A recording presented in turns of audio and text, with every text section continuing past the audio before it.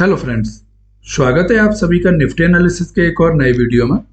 चलिए हम देखते हैं कल ट्यूसडे के दिन हमारा मार्केट कैसा रह सकता है और हमारे इंपोर्टेंट सपोर्टर रेजिस्टेंस क्या रहेंगे कल के दिन, यह भी हम डिस्कस करेंगे। दोस्तों, हमेशा की तरह सबसे पहले हम बड़े टाइम फ्रेम पर चलते हैं और देखते हैं कि डेली टाइम फ्रेम पर अभी मार्केट का स्ट्रक्चर क्या बना हुआ है।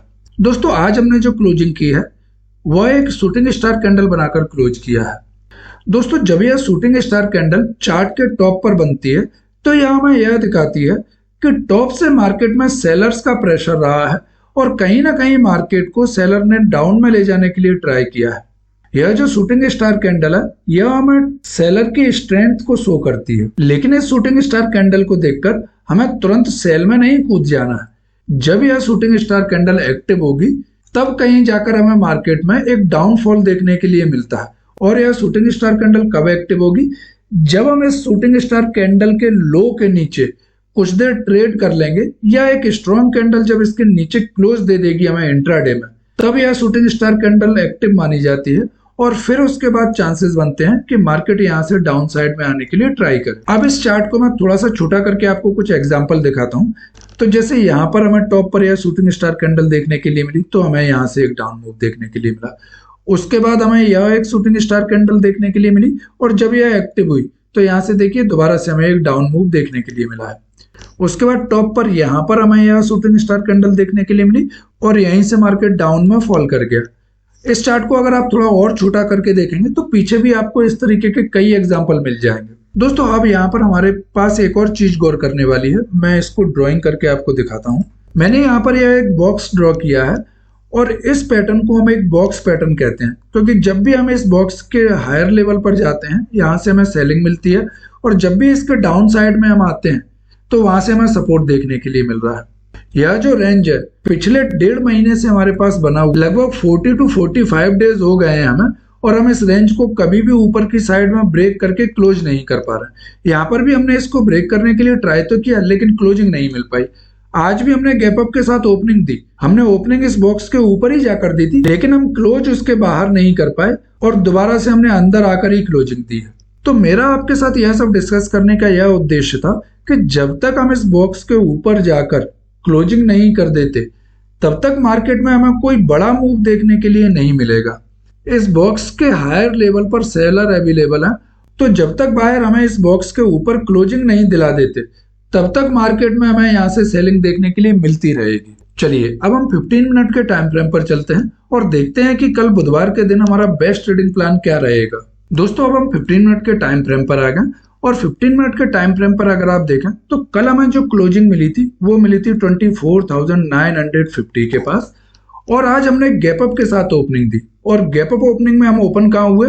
अपने उस रेजिस्टेंस लेवल के पास जो कि था हमारे पास 25,200 का। तो जब हम इतने बड़े गैप अप या गैप डाउन के साथ ओपन हो जाते हैं तो फिर हमारे पास मार्केट में ज्यादा कुछ बचता नहीं है। और आज हुआ भी भाई, जैसे हम यहाँ पे ओपन हुए हमने इस कैंडल के अंदर कुछ देर ट्रेड किया और जब इसको ब्रेकआउट दिया उसके बाद हम ज्यादा दूर तक ट्रेड नहीं कर पाए और दोबारा से नीचे आ गए। और नीचे कहाँ आए? हम अपने उसी क्लोजिंग लेवल के आसपास। चलिए अब हम कल के लिए अपने इंपोर्टेंट सपोर्ट और रेजिस्टेंस के बारे में डिस्कस कर लेते हैं। तो दोस्तों, आज के ट्रेडिंग सेशन में हमने जो लो लगाया है वह लेवल है हमारे पास 25,000 के आसपास। तो जब तक यह लेवल हमारा ब्रेक नहीं हो जाता जो कि हमारे पास 24,950 का, मैंने इस लेवल से यहाँ से 50 पॉइंट का बफर लिया है। यह इतना गैप मैंने क्यों लिया है ये मैं आपको आगे बताऊंगा। तो जब तक हम इस 24,950 को डाउन साइड में ब्रेक नहीं करते तब तक हमें डाउन साइड में कोई भी मूव देखने के लिए नहीं मिलेगा।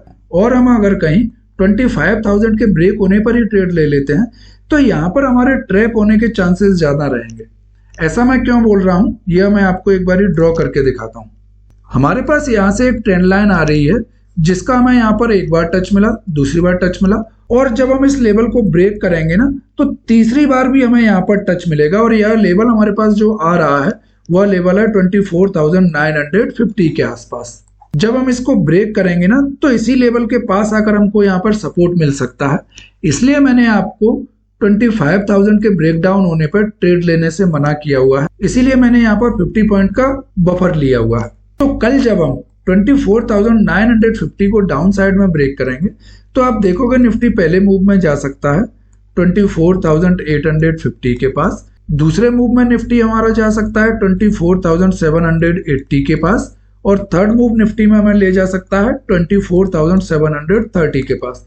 यह 3 लेवल आपको निफ्टी में डाउन साइड में देखने के लिए मिल सकते हैं जब हम 24,950 को सक्सेसफुली ब्रेक डाउन दे देंगे। इसी तरह निफ्टी में अगर हम रेजिस्टेंस की बात करते हैं तो जब तक हम इस लेवल को ब्रेक नहीं कर देते ऊपर की साइड में, जो कि हमारे पास 25,150 का, तब तक हमें निफ्टी में बाइंग की साइड में ट्रेड करने से भी बचना चाहिए, क्योंकि यह जो लेवल है जहां पर हमने पहले सपोर्ट लिया था और एक अपसाइड मूव दिखाया था, उसको हमने डाउन साइड में ब्रेक कर दिया और क्लोजिंग हमको जो मिली है वो डाउन साइड में ही जाकर मिली है।